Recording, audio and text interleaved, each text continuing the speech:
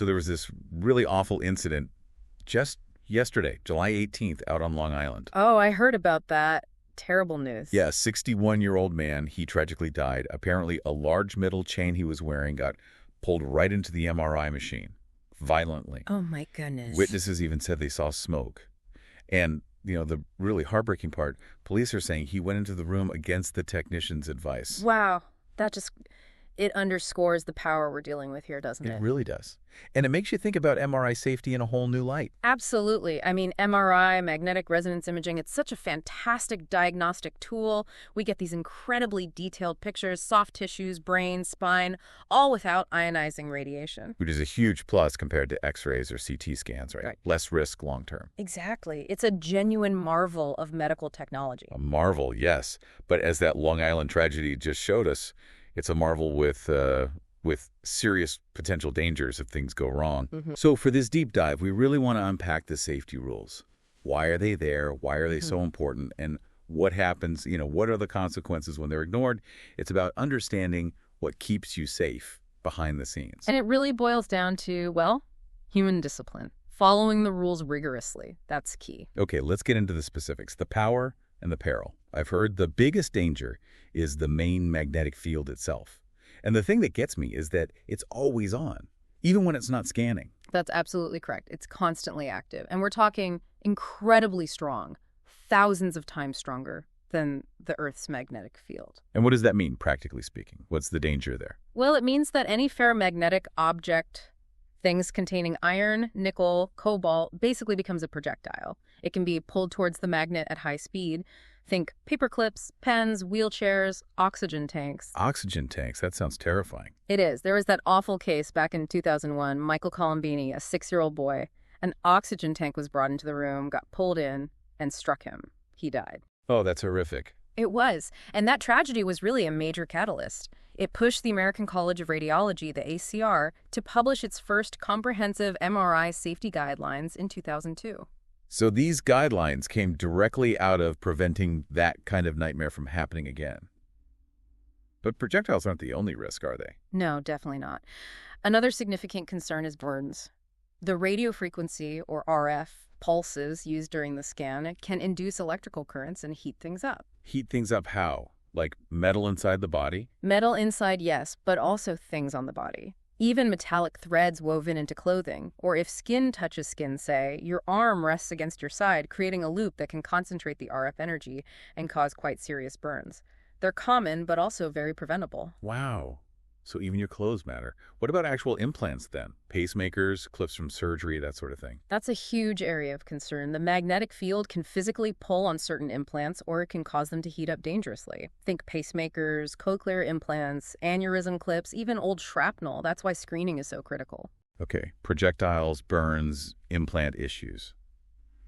Anything else? Well, there's the noise. MRIs are incredibly loud. That banging sound can reach 120 decibels. Like a rock concert, basically. Yeah. I've had one. The earplugs are essential. Absolutely essential for hearing protection. And then, though it's rare, there's the risk associated with the cryogens, the liquid helium that keeps the magnet super cool. You mean a quench? I've heard that term. Exactly. A quench is when that helium rapidly boils off, turning into gas. It can displace the oxygen in the room very quickly, leading to a risk of asphyxiation or even frostbite from the extreme cold. Okay, so multiple potential hazards. It really paints a picture of why strict rules are needed. Which brings us to the safety blueprint. You mentioned screening is vital. It's the cornerstone. Patient screening isn't just, ticking a few boxes. It is the single most important thing we do to keep patients safe. And it's not just once. Right? No. Crucially, it has to be done before every single MRI exam. Things change. And for non-emergency conscious patients, it's usually done twice. By who? At least once by what's called level 2 MR personnel, typically the MRI technologist who is specially trained. For kids, older children get screened twice, too, once with a parent, once alone, and they have to change into specific MR-safe clothing. And it's detailed screening, I imagine, not just, do you have metal? Oh, incredibly detailed. We need to know the exact make and model of any implanted device. Sometimes that means digging into surgical records or calling the manufacturer. We can't just assume based on a previous scan. What if someone has, like, shrapnel or a bullet fragment they might not even remember clearly? That needs investigation. investigation, usually with x-rays or maybe a CT scan before they can go near the MRI, just to be sure about its location and type. And removing personal stuff is mandatory, too. Absolutely. All removable metal. Jewelry, phones, watches, hairpins, body piercings, even some cosmetics have metallic flakes. It all has to come off. And I've seen signs about detector systems, like metal detectors. Yes, ferromagnetic detector systems, or FMDS. They're becoming more common. They're a good backup, an adjunct to the screening forms, helping catch things that might somehow get missed. So layers of safety. Screening, detectors, and I know there are these zones, too. Right. The ACR established 4 safety zones. It's about creating controlled layers around the magnet. Can you walk us through them quickly? Sure. Zone I is basically public access, like the main hospital hallway or waiting room. General awareness. Zone 2 is the interface, where patients are greeted and the screening starts. Still supervised, but less restricted. Yeah. Zone 3 is where it gets serious. It's a controlled area, restricted access. Only screened patients and trained staff should be in there. This is usually where the control room is. Then Zone 4. That's the magnet room itself, the scanner room. Strict control. Absolutely no ferromagnetic items allowed unless specifically approved and supervised. The whole zone system is designed to physically prevent unscreened people or unsafe items from getting near the magnet. Makes sense. And controlling the zones relies heavily on the staff, right? Totally. Staff training is intensive and ongoing, usually annual refreshers. There are specialized roles, too, like the magnetic resonance safety officer or MRSO. And checks before every scan. Always. A full stop and final check before the patient enters Zone 4. For complex cases, maybe someone with multiple implants, there's an even more thorough augmented check. And vigilance continues during the scan. If a patient reports anything unusual, like heating or pain, the scan needs to be stopped and investigated immediately. So you have detailed screening, zones, trained staff, constant checks. Yet we still see accidents like the one on Long Island. Exactly. And that incident where the man reportedly went in against advice, it's a tragic illustration of what happens when the system breaks down. When someone bypasses the zones, ignores instructions. Shows the human element is critical. Yeah. You can have all the rules, but they need to be followed. Precisely. And sadly, it's not the only example. Remember Rajesh Maru in Mumbai in 2018? Vaguely. Remind me. He was visiting a relative carrying an oxygen cylinder. An attendant apparently told him it was okay to take it into the MRI room while the machine was on. He was pulled in and killed.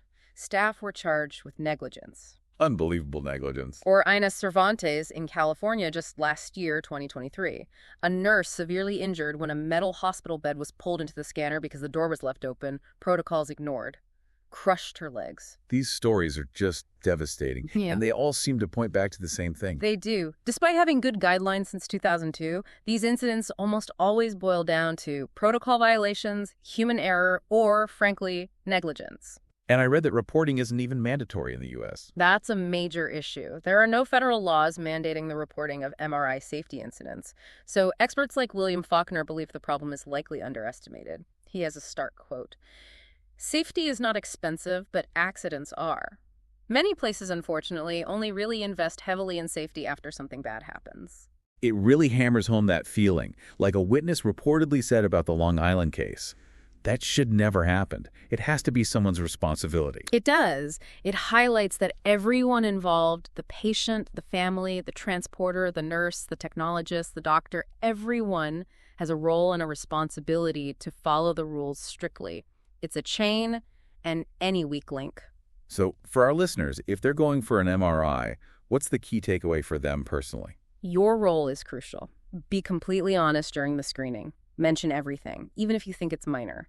Old injuries, surgeries, any possibility of metal in your body. Ask questions if you're unsure. Follow instructions to the letter. You are literally a part of the safety process. And it's important to remember that things have improved significantly, right? Oh, definitely. Huge strides have been made. Think about nephrogenic systemic fibrosis, that severe reaction to certain contrast agents. It's been virtually eliminated through better screening and newer agents. And we can now safely scan many patients with implants that used to be an absolute no. That's thanks to evolving guidelines, research, and bodies like the American Board of Magnetic Resonance Safety Credentialing Professionals. So the knowledge and technology are advancing. But these recurring accidents keep reminding us, don't they? They show that the most sophisticated tech, the best guidelines, they're only as good as the people implementing them, the human discipline factor. It seems the ultimate safeguard isn't necessarily more tech, but maybe more diligence, more unwavering commitment to the basics we already know work. I think that's exactly right. It's about rigorous adherence to those fundamental established protocols, vigilance from every single person involved. Which leaves us with a thought, doesn't it? In this world of increasingly powerful medical tools, are we disciplined enough collectively to manage them safely? Or is the price of learning too often paid the hard way? Something to think about.